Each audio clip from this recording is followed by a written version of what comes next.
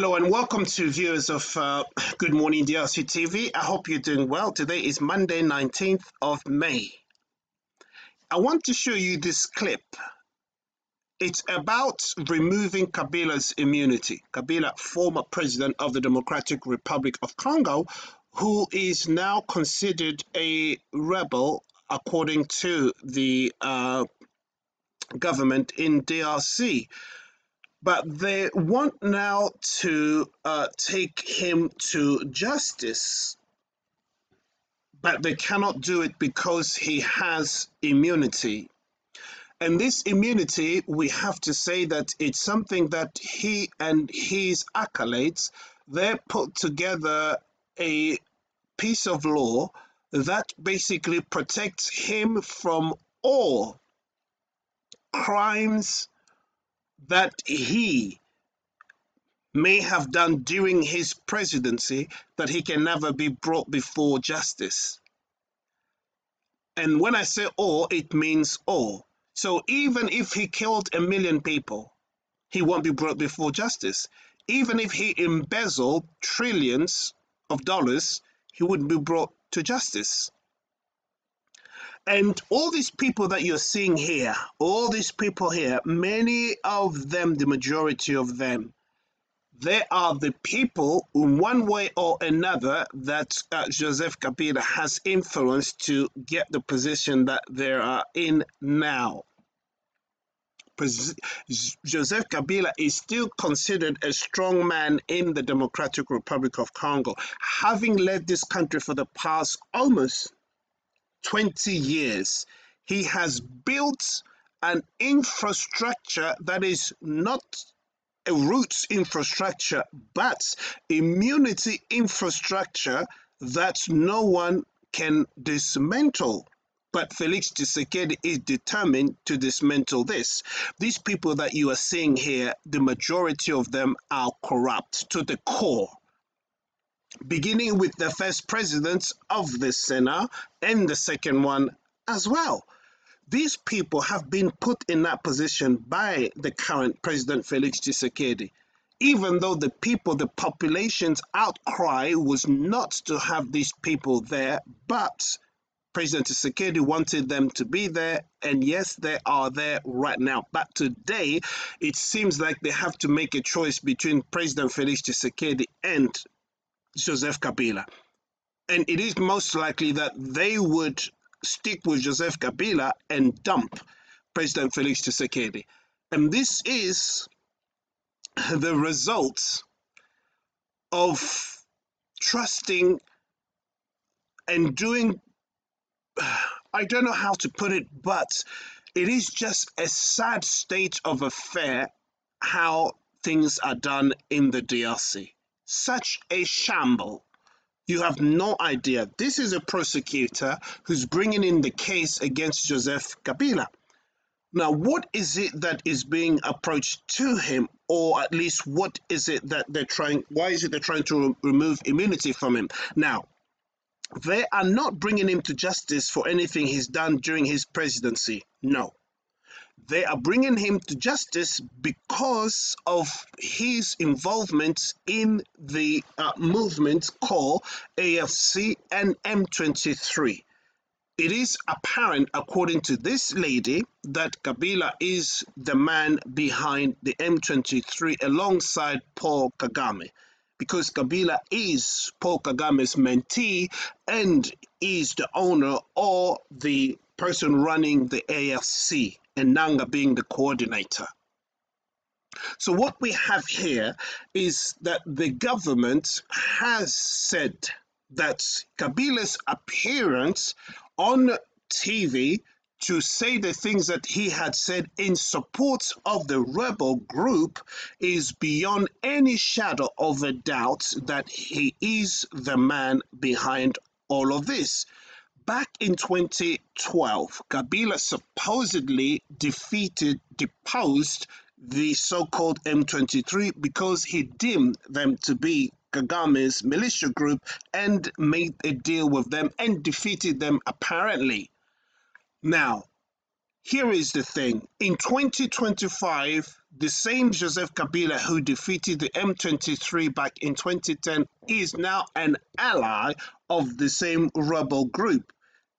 This begs the key question: was it really a defeat, or is it something else that was actually done in order to appease them at the time? And if that is the case, who are the M23 rebel group as such? And now we begin to understand, based on what he said or what he's doing right now, that he is not outside of the these two rebel groups, re, he is pretty much involved. This is according to the government in Kinshasa. His statements in support of the M23, his statement asking the South African government not to support the Congolese army.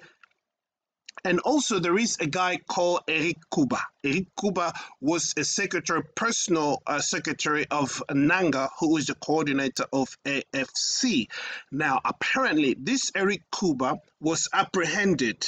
He's now in the DRC. He's now under the watchful eye of the security the Justice Department in the Democratic Republic of Congo, during an interview in which Eric Kuba spelled out the fact that he overheard a conversation between Paul Kagame and Joseph Kabila, in which Paul Kagame instructed Joseph Kabila to basically assassinate President Félix Tshisekedi.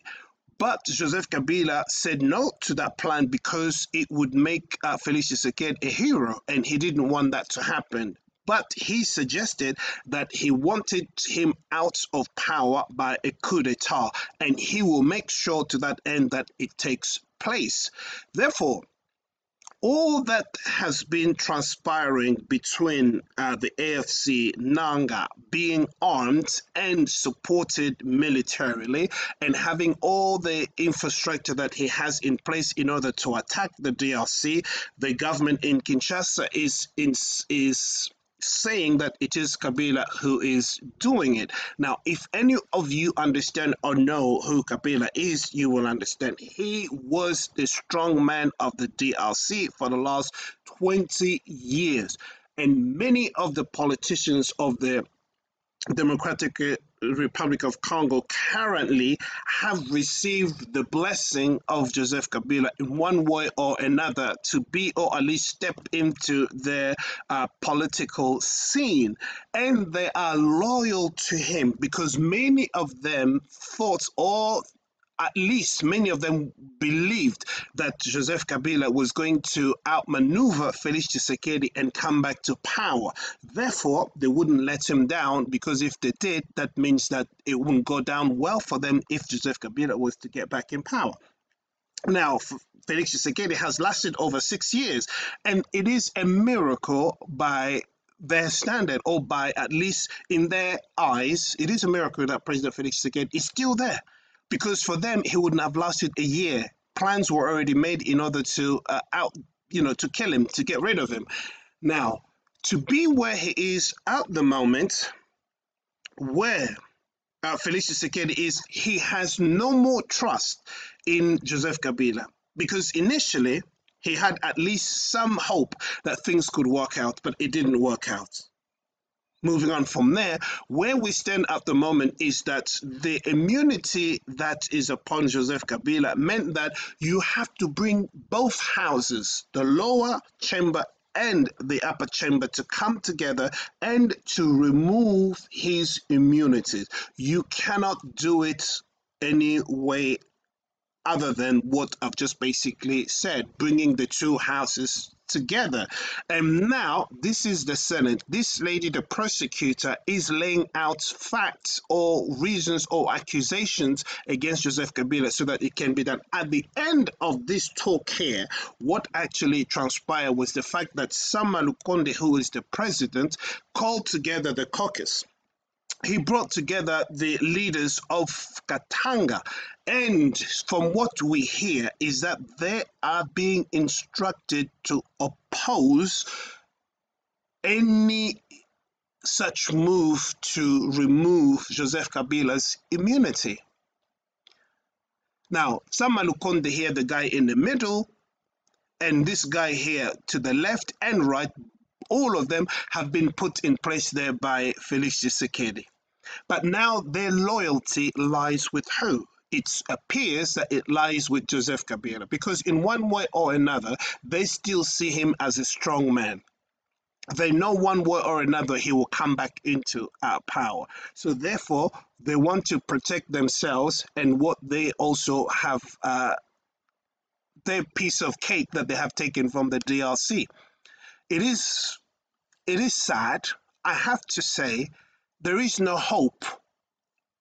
I know it's hard, it's difficult to say, but I don't see any hope for the DRC with people like this. These guys that are sitting there at the back, there is no hope for the DRC. Many of them have already sold their souls to Kagame. And that is a sad situation. Why? They have amassed wealth and they wouldn't want that wealth to be touched because they know who's actually behind or who's protecting what they do have.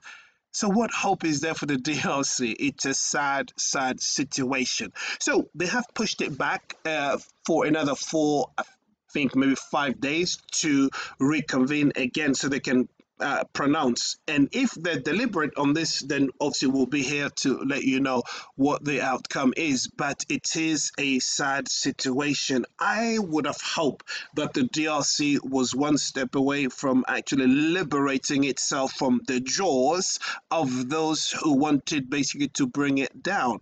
But based on what I've just seen here, it looks like the DRC still has a long way to go.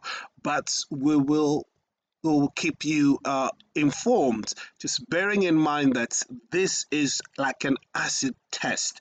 If it fails to go through, then I have no hope for the Democratic Republic of Congo. Never again I thought that this country can come under the jaws of Kagame again, but Kagame still has his people there. Because Joseph Kabila is there, so he still has his people there. And all of this will do everything that they can in order to protect him.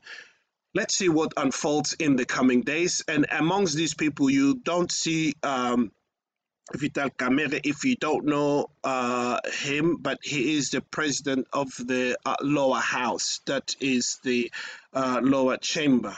And he is one guy to watch because very soon he's going to walk out to Félix Tshisekedi and break all alliance with him and join Joseph Kabila. We'll bring you more news as it unfolds, but for today we'll leave you with this. Take care of yourself. If you have not yet subscribed, please do subscribe and give us a thumbs up and let us know what you think in the comments below. But I just want you to know that this is an acid test. If we don't do things right here, we will only have our eyes to cry. So I am appealing to all of the Congolese, wherever they are, to do what you can to save this country. Take care of yourself. Bye-bye for now.